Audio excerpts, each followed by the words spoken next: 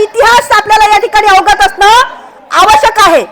संपूर्ण इतिहास न सांगता केवळ 2-4 मुद्दे या ठिकाणी मांडते। माता रमाईचा जन्म जो आहे वडद या गावी झालेला आहे।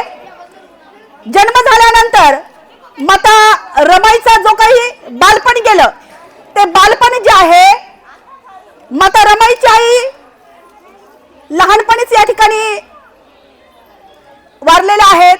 त्यानंतर जो भार आहे त्यांचे पिता भिक्खू आडनाव त्यांचं धोत्रे होतं यांच्यावर पडला आणि यांचं जे कुटुंब आहे ते कुटुंब म्हणजे त्यांचे पिता जे आहेत ते मच्छी मार्केटच्या ज्या पाट्या आहेत म्हणजे वजनदार असतात त्या पाट्या त्या ठिकाणी वाहण्याचं काम करत असत आणि अधूनमधून जे आहे त्यांची सुद्धा तब्येत हालाकीची असे खालवलेली असे कारण त्यांच्या सुद्धा छातीमध्ये दुखणे अधूनमधून सुरू असायचं आणि 1 वर्ष झाल्यानंतर त्यांचं सुद्धा या ठिकाणी दुखणं सुरू झालं आणि चिमुकल्या आपल्या मुलीला अर्थातच रमाईला त्यांनी जवळ बोलवलं।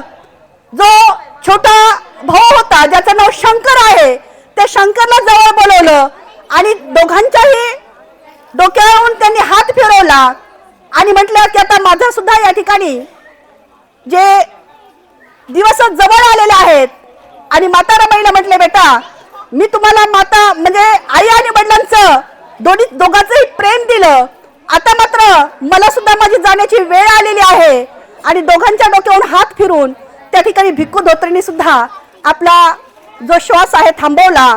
दोघही जी बालक आहेत माता आणि पित्याच्या या छत्रछायेने त्यांच्या डोक्यावरून आता छत्र हरवलं। जे छत्र हरवलं त्यावेळेस माता रमाईचं वय जे आहे अवघ्या 7 वर्षाचं होतं। किती वर्षाचं होतं? 7 वर्षाचं होतं।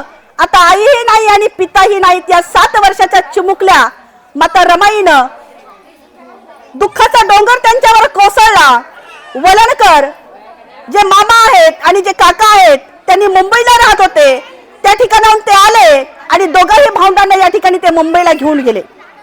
त्यानंतर जे आहे माता रमाईचा म्हणजे मध्ये जे काही पिरियड गेलेला आहे या ठिकाणी डॉक्टर बाबासाहेब आंबेडकरांचे पिता सुभेदार रामजी हे सुद्धा आपल्या मुलासाठी मुलगी शोधत होते आणि मुलगी शोधत असताना त्या ठिकाणी वलणकर आणि सुभेदार रामजी बाबा यांची मार्केटमध्ये भेट झाली आणि त्या भेटीचं रूपांतर या दोघांच्या म्हणजे डॉक्टर बाबासाहेब अर्थातच त्या सुभेदारांचा भिवा आणि यांची राणी अर्थातच रमाई यांचं या ठिकाणी विवाहासंबंधी बोलणं झालं। बोलणं झाल्यानंतर या दाम्पत्यांचा या ठिकाणी विवाह ठरला। अवघा आता माता रमाईचं वय किती होतं तर 9 वर्ष। विवाहाचं वय किती होतं? 9 वर्ष होतं। 9 वर्ष जे आहे आपल्याला म्हणजे खेळण्याचं आणि बागडण्याचं वय असतं परंतु या खेळण्याच्या आणि बागडण्याच्या वयामध्ये चिमुकल्या माता रमाई जी आहे ती नवरीच्या रूपामध्ये आता उभी राहणार आहे। त्यानंतर या ठिकाणी जो विवाह या ठिकाणी ठरण्यात आला आणि आधीच या ठिकाणी सुभेदारांनी भिवाचा विवाह ठरवला होता परंतु तो ठरलेला विवाह त्यांनी मोडला आणि जो काही त्यावेळेस दंड पंचांना द्यावा लागला तो दंड सुद्धा त्या ठिकाणी त्यांनी भरला आणि या दोघाही भिवाचा आणि